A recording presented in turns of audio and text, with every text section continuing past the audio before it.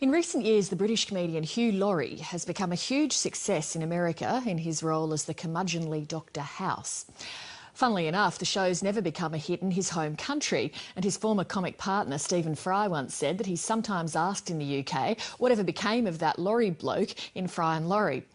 The versatile Hugh Laurie has now turned his hand to a new challenge, releasing a blues album called Let Them Talk, on which he plays piano and guitar and also sings.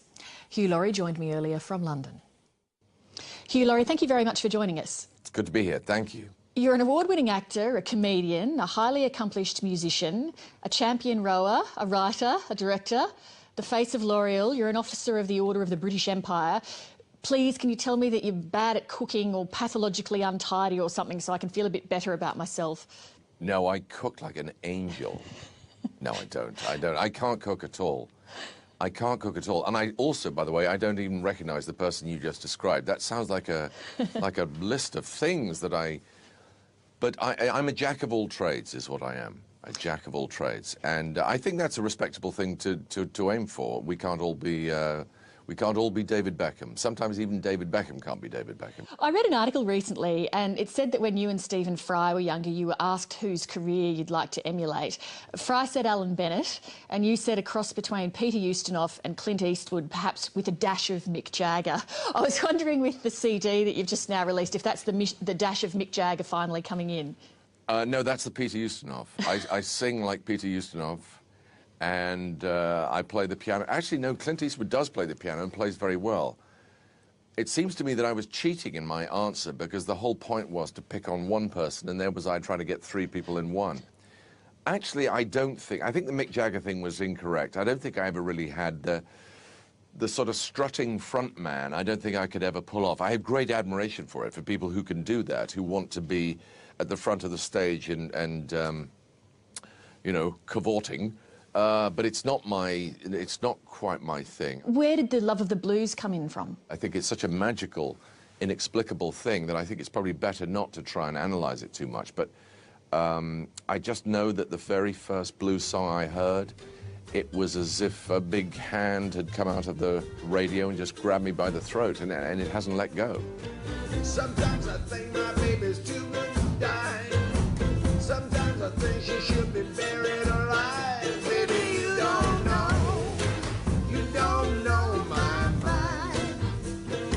The writer Clive James once wrote about the difficulty of escaping, as he put it, the shackles of reputation, that once you're a public figure and that people see you a particular way, it can be hard to break out of that and do something different. But you really seem throughout your career to have been able to transgress that. How do you think that is?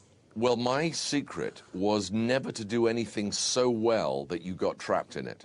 You know, I felt when I was starting out as a comedian or as an actor, you know, I looked around and I could see, obviously, that you know, Kenneth Branagh was standing up there and doing Shakespeare incredibly well. Well, I was never going to be able to be, you know, to outdo him at that. And there was Rick Mayall doing stand-up comedy incredibly well. I couldn't, you know, so that was my secret. My secret was just to sort of hover just in, just underneath that level, and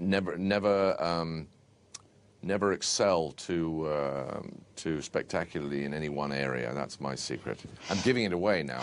That was my strategy. Everyone will be trying to do it now. Right, see? You see?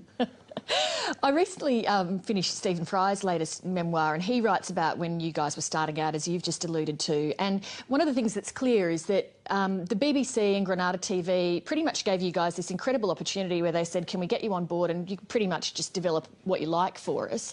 Do you think that if you were starting out in TV today that you'd be given that sort of leeway? No, absolutely not. We were incredibly lucky to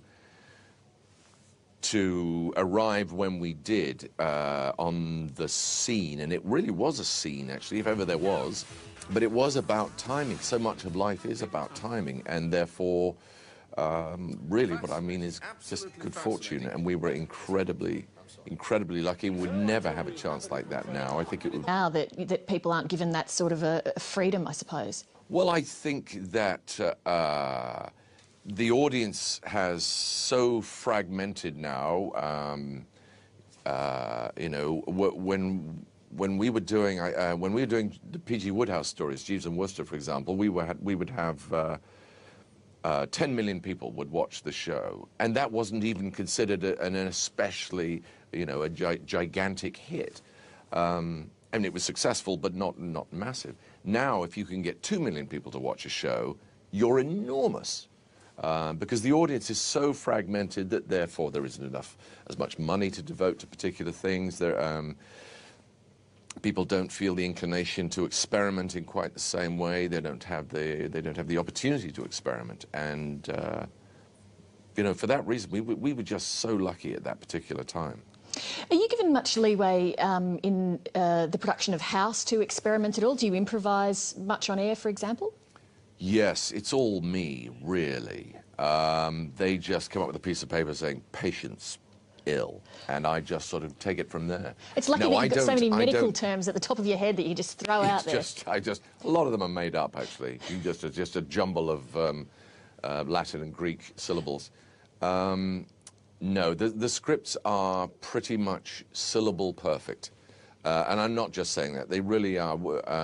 They take weeks, if not months, over these scripts, and every time I suggest, it's rather like a chess game. Everybody say, "Oh, well, what about if we move the knight?" And they go, "Yes, no, we tried that."